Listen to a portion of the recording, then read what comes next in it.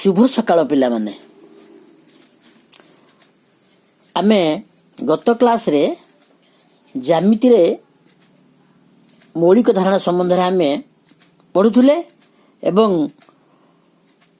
आमे बिंदु और सरल रेखा संबंध रे जानिथिले। आज आमे जानिबा रेखाखंड रेखाखंड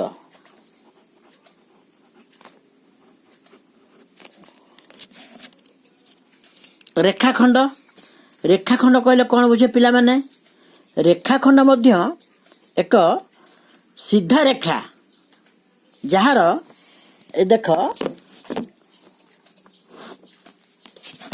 एटा गोटे रेखाखंड ये जो गारटी सीधा गारटी देखि पारुछ एटा हला रेखाखंड कारण रेखाखंडर देख आरंभ बिंदु अच्छी एटा तार आरंभ बिंदु एवं एटा तार शेष बिंदु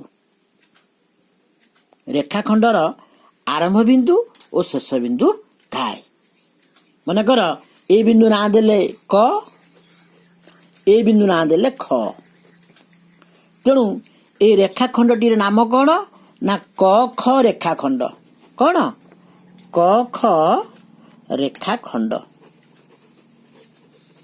रेखाखंड ताकू आमे अति संक्षिप्त रे केमि लिखि परिबा क ख ता उपरे गारटीए दे देबा रेखाखंडर गारटीए या नाला क ख रेखाखंड एवं रेखाखंडर विशेषत्व कौन ना रेखाखंडर दैर्घ्य को आमे मापी पारिबा रेखाखंडर दैर्घ्य को आमे मापी पारिबा आमे स्केल रे मापी पारिबा ए रेखाखंडटीर दैर्घ्य केते सेंटीमीटर आमे जानी पारिबा किंतु आमे जो पूर्वरु पढ़िथिले सरल रेखा को मापी पारिबा कि रे नाही कारण सरल रेखा उभय दिग को असीम भाव में गति करि थाए उभय दिग को वर्धित होई थाए तेणु तार दुई पटरे तीर चिन्ह थाए कार सरल रेखार किंतु रेखाखंड निर्दिष्ट बिंदुरु आरंभ होई सीधा भाव में गति करी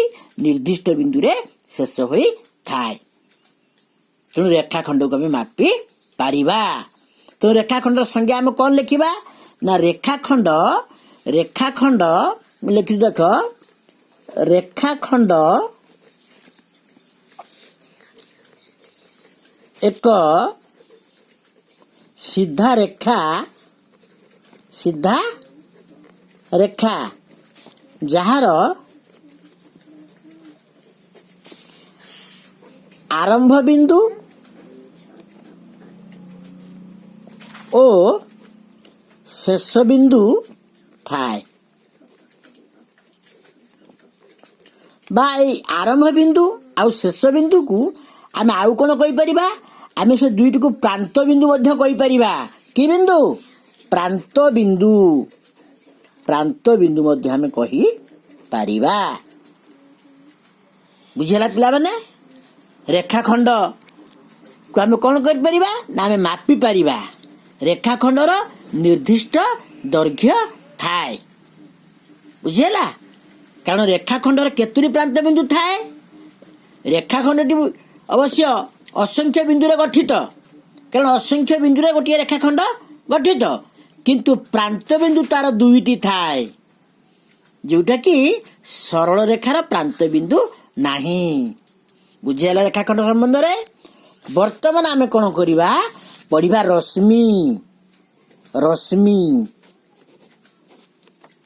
रश्मि कौन अच्छा आमे रश्मि एक से सीधा रेखा किंतु निर्दिष्ट बिंदुरु आरंभ होई थाए एवं अनिर्दिष्ट बा असीम भाव से गति करि थाए रश्मिर आरंभ अछि शेष नाही ए देख मुझे रश्मि चित्र करूची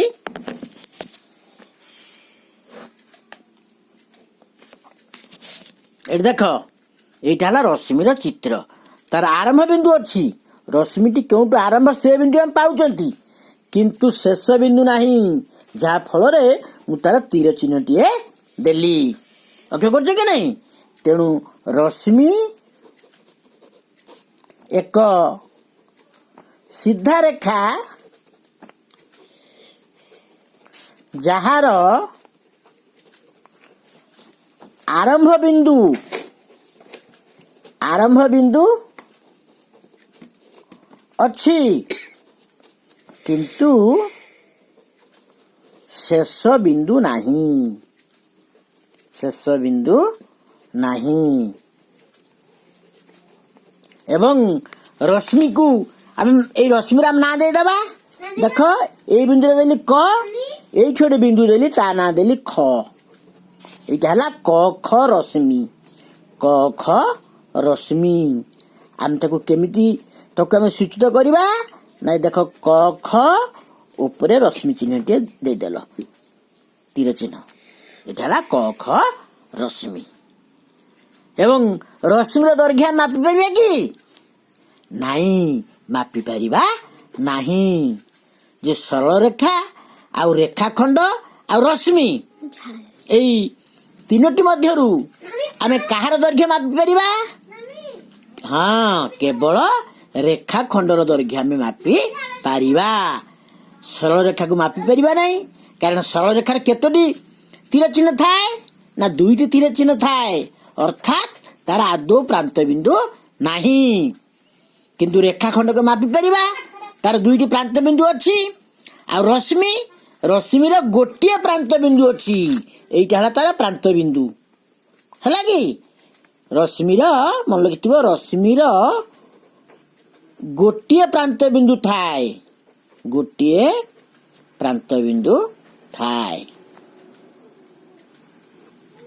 ବୁଝିଗଲା ପିଲାମାନେ? ଆମେ ଯୋଉ ବିନ୍ଦୁ, ସରଳରେଖା, ରେଖାଖଣ୍ଡ, ରଶ୍ମି ଆମେ ତା ସମ୍ବନ୍ଧରେ ପଢିଲେ, ସବୁ ଜାଣିପାରିଲ ତ? ଆମେ କାହାର ଦୈର୍ଘ୍ୟକୁ ମାପି ପାରିବା? ରେଖାଖଣ୍ଡର ଦୈର୍ଘ୍ୟକୁ ଆମେ ମାପି ପାରିବା। ରଶ୍ମିରେ କେତୋଟି ପ୍ରାନ୍ତ ବିନ୍ଦୁ ଅଛି? ରଶ୍ମିର ଗୋଟିଏ ପ୍ରାନ୍ତ ବିନ୍ଦୁ ଅଛି। ସରଳ ରେଖାରେ କେତୋଟି ପ୍ରାନ୍ତ ବିନ୍ଦୁ ଅଛି? ସରଳ ରେଖାରେ ଆଦୌ ପ୍ରାନ୍ତ ବିନ୍ଦୁ ନାହିଁ। ହେଲା? ରେଖାଖଣ୍ଡର 2ଟି ପ୍ରାନ୍ତ ବିନ୍ଦୁ ଅଛି। 2ଟି ପ୍ରାନ୍ତ ବିନ୍ଦୁ ଥିବାରୁ ଆମେ ତାକୁ ମାପି ପାରିବା। ବୁଝିଗଲା ପିଲାମାନେ? ଧନ୍ୟବାଦ। ତାକୁ ଟିକେ ପଢ ଏବଂ ସରଳ ରେଖା, ରେଖାଖଣ୍ଡ, ରଶ୍ମି, ବିନ୍ଦୁ ତମେ ସବୁ ତାକୁ ପଢ ଏବଂ ଦେଖ। କାରଣ ଜ୍ୟାମିତିର ଏଗୁଡିକ ହେଲା ମୂଳ ଜିନିଷ। ଆମେ ଜ୍ୟାମିତି ପାଠ ପଢିବା ପୂର୍ବରୁ ଆଗ ଏକୁ ଆମେ ଜାଣିବା, ନହେଲେ ଜ୍ୟାମିତିରେ ଆମେ କିଛି କରିପାରିବା ନାହିଁ। ରହିଲି ପିଲେ, ଧନ୍ୟବାଦ।